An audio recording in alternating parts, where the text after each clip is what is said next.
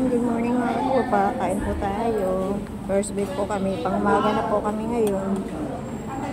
Ulam po po ay pakbit. Sa kanya dailies. Simple pa lang kami dito. Yung mga taga-hotdog po yan.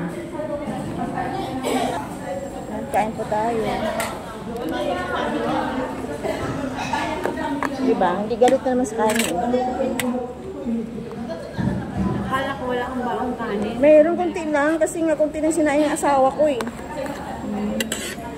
Hindi ko alam magkasabi sa tatlong bata yung kanin doon. Bakit? Pag naluluto ng hotdog yun, kulangin pati lang yung kanin.